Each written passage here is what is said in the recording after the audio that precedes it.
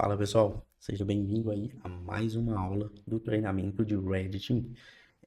Hoje a gente vai ver dois assuntos interessantes. A gente já viu Kerberos, Kerberos, TC5 e Golden Ticket, alguns bypass, só que hoje a gente vai ver dois bypass, né? Dois bypass. Um se chama Live Off the Land, né? Que é o quê? Você viver na Terra.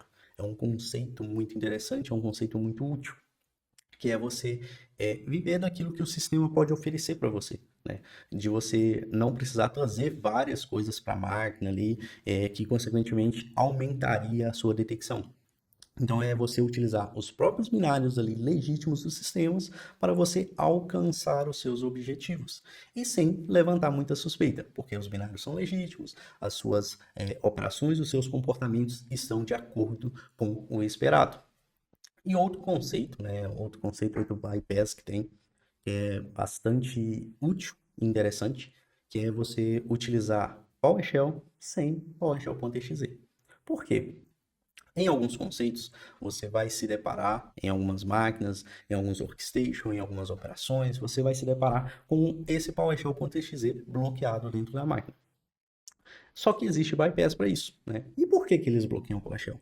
Porque o PowerShell ele tem uma magnitude ofensiva gigantesca, né? Porque ele consegue fazer ali vários invokes, né? Ele consegue acessar a API do Windows via suas classes, ele consegue executar scripts, você consegue ter um gerenciamento poderoso a partir do PowerShell. E isso aumenta significativamente o risco de comprometimento da máquina que tem ele habilitado. Não? Então, administradores que estejam vendo, cara, bloqueia o PowerShell. Dentro do nosso treinamento, a gente vai ter um módulo lá só de PowerShell, para você conhecer mais ainda dessas capacidades ofensivas que dá para fazer com ele, né? E aqui a gente vai estar mostrando como a gente vai dar um bypass nessa situação, né? E vamos lá, né? Vamos lá. Eu tô aqui com essa máquina. Agora eu tô no domínio techone.corp, que é um domínio aí que a gente tá fazendo um CTF aqui na empresa essa semana com ele. Aí eu quis trazer ele para vocês, pra gente mudar um pouquinho, né? Sair um pouco do camelote lá. E esse ele tem um diferencial já, onde a gente pode identificar que o Windows Defender tá ligado. Então, o Real Time Protect aí, né, que é a verificação em tempo real ali de vírus, né, e de malwares dentro da máquina, está ligada. Então, a gente já tem o Windows Defender funcionando nessa máquina. E outro diferencial é que a gente tem a local policy aqui bloqueando o PowerShell e tudo, qualquer executável que esteja dentro da pasta users, né? Então, se tiver no PF users, cara, downloads, documento, app data, qualquer coisa, vai ser bloqueado. exe não vai ser executado. E o PowerShell.exe, né? Existem outras formas de bloquear o PowerShell, só que essa acaba sendo a mais comum, né? Existem melhores práticas.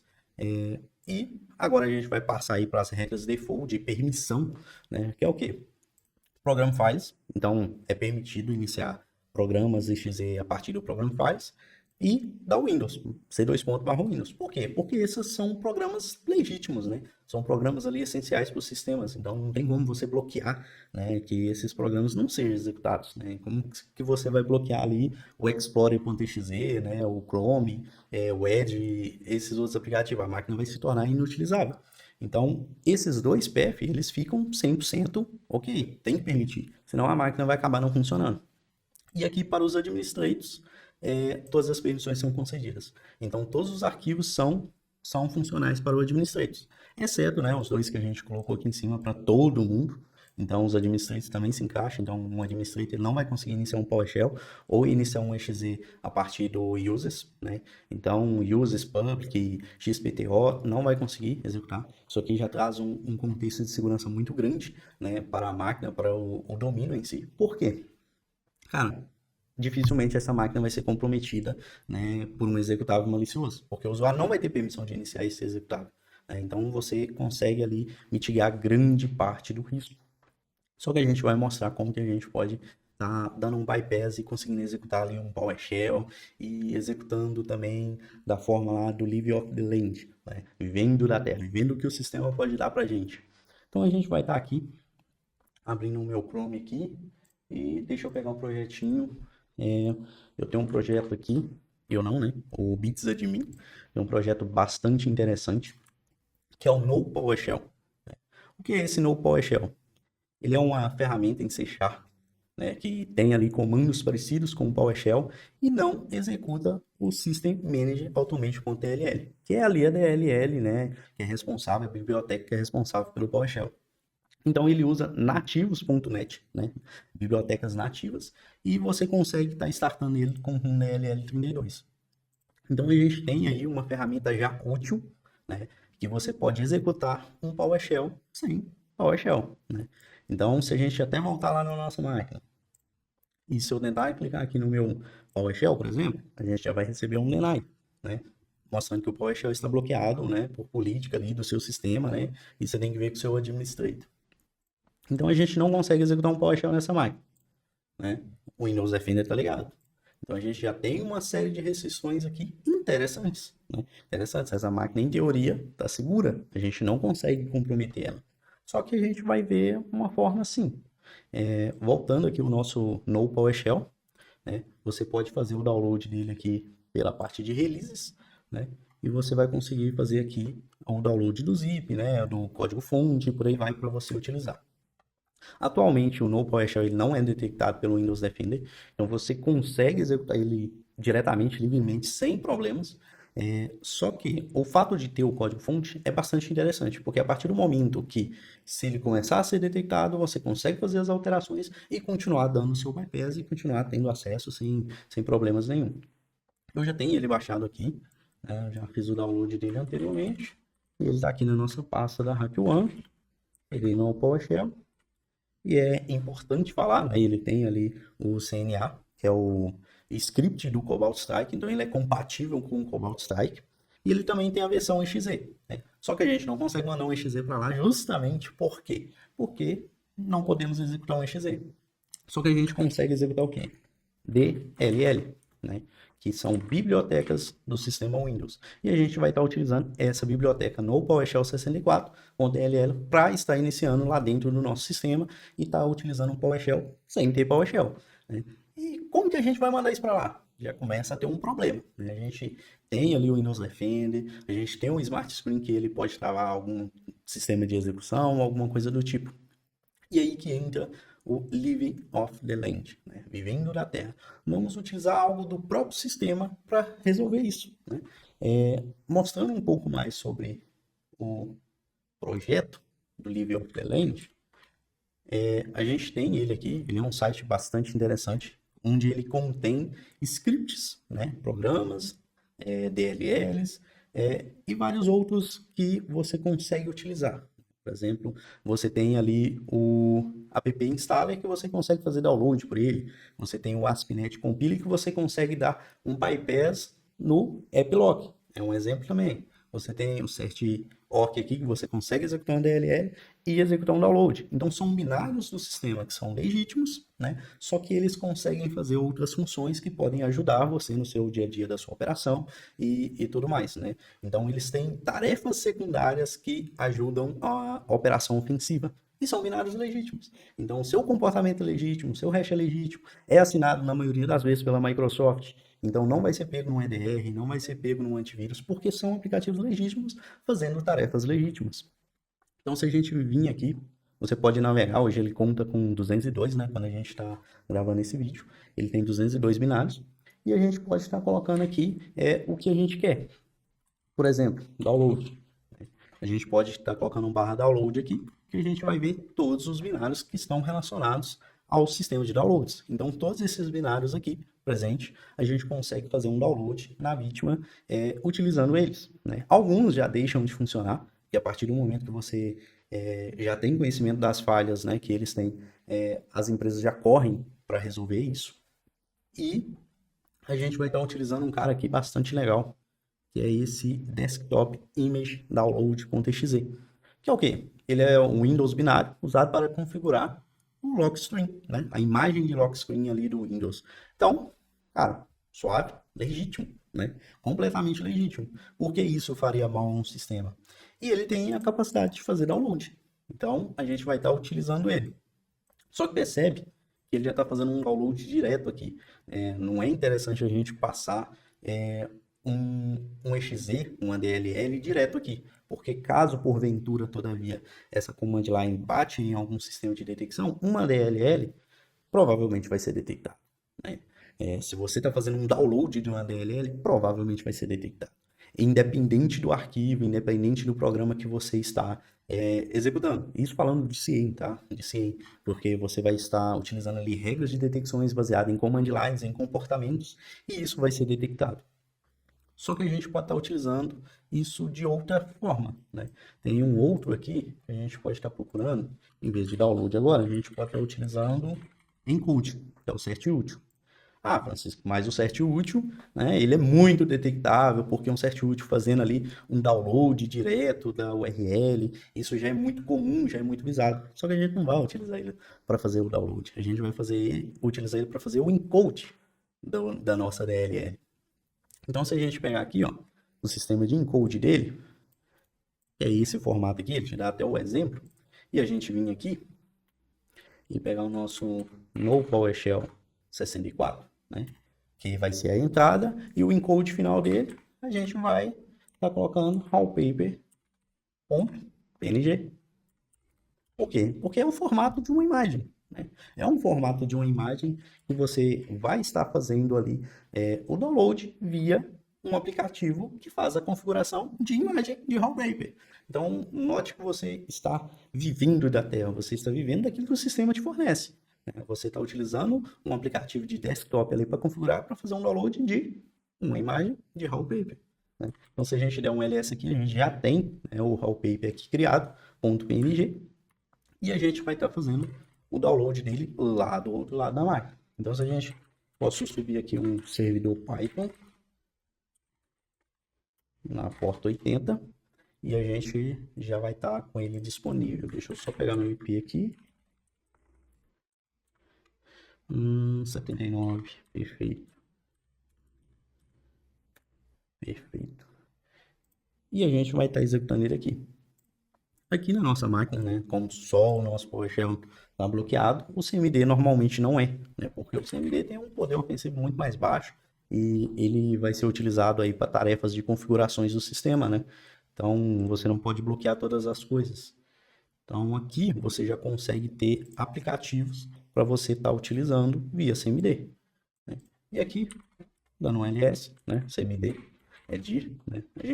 A gente tem acesso à nossa home do nosso usuário svc.tech, né? Esse usuário não é administrador, então se eu tentar executar aqui, ele vai pedir as credenciais, a gente não tem credencial administrativa nessa máquina, e a gente vai estar fazendo o download, né, do nosso wallpaper.exe. Deixa eu só pegar aqui novamente, beleza, vamos voltar lá nele, barra download, e vamos pegar ele aqui, desktop, img, download. E o site também aí, ele te dá um exemplo de comando de line que você pode executar. E a gente vai estar pegando ele aqui. E aqui o set é para a gente setar uma variável, né? Ninguém baixa nada no temp, tá? Isso aí já é detectável por padrão. Qualquer CIEM mais simples, qualquer sistema de detecção mais simples vai pegar algo sendo downloadado em temp. Por quê? Porque temp é onde todo mundo tem permissão para escrever. Então, ele e o uses public, né? Então, normalmente, malwares, eles têm destino a temp. Então, cara, fuja da temp, fuja da temp. Então, a gente já vai passar aqui o caminho que a gente tá, né? Que é o nosso users svc.tech. Beleza? É o nosso usuário, a gente tem permissão de escrita aqui, né? Lembrando que a gente não tem permissão de iniciar um exe, mas DLL a gente tem, né? E a gente vai estar utilizando o desktop em img download, o URL do lock screen. A gente vai estar alterando para nossa 92.168.100.79, porta 80 que a gente colocou, então não precisa. E a gente vai estar executando aqui, baixando a imagem wallpaper.exe.png, né? Executando aqui, né? Esse wallpaper, ele vai fazer a solicitação aqui na minha máquina, né? Vamos dar uma olhada aqui, né? Ainda não chegou aqui. Só conferir o IP. 179.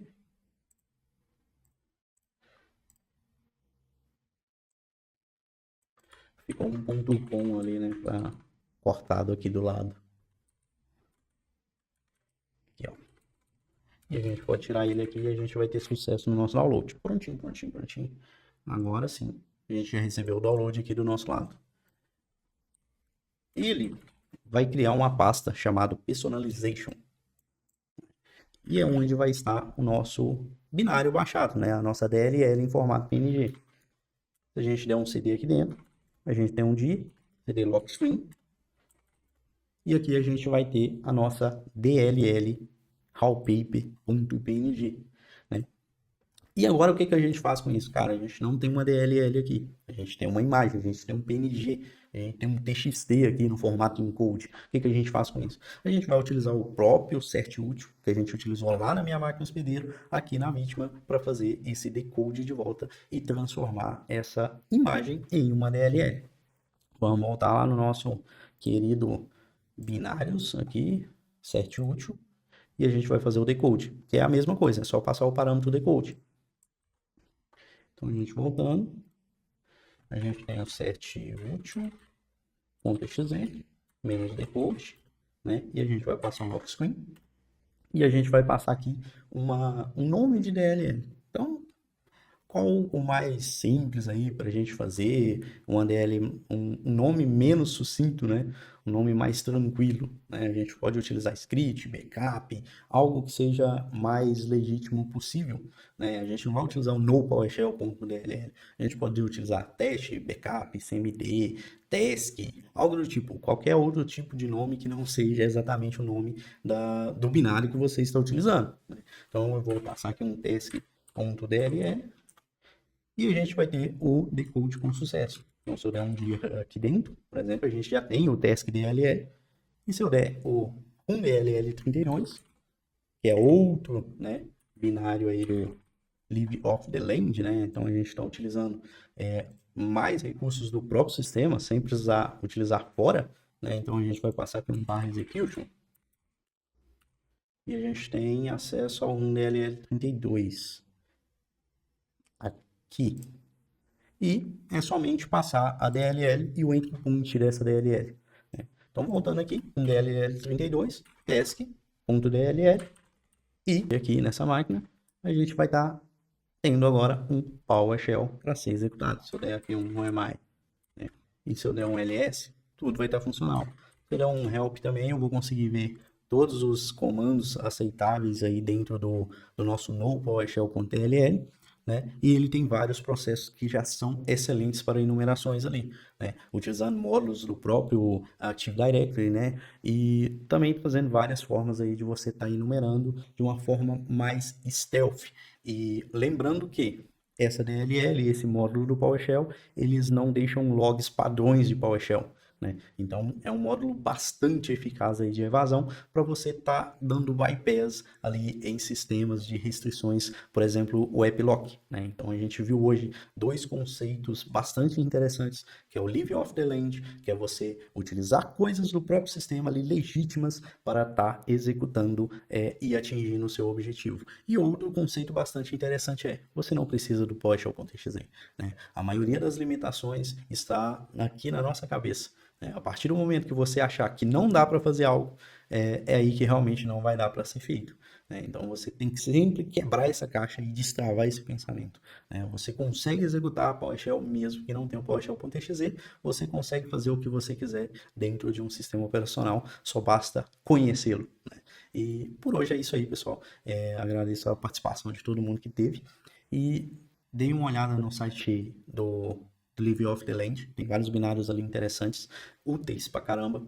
E, cara, Hack One Pro, não esqueça, o treinamento nosso vai sair lá Dentro da plataforma tem vários outros treinamentos, né? Então, Cloud, Cyber e Rigs. Então, são 3 pilares aí altamente importantes para um profissional de Red Team de segurança ofensiva, porque ele precisa conhecer bem o sistema, ele precisa conhecer a infraestrutura. Como eu disse, a trava está aqui. Você precisa destravar esse conhecimento e a partir desse momento, né, você vai criar um mindset ofensivo, um mindset de bypass, um mindset onde restrições, Defender, onde eu não cheguei a mostrar, nosso Defender tá ligado, ele não apitou, não fez nada, né? Então, antivírus, EDR, Defender, nada pode parar um pensamento Reddit. Então, é muito importante que a gente destrave esse pensamento, destrave essa mente, né? E você vai aprender muito mais no nosso treinamento de mindset. Então, aguardo vocês, se inscreve no canal, deixa o like, compartilha. Até mais.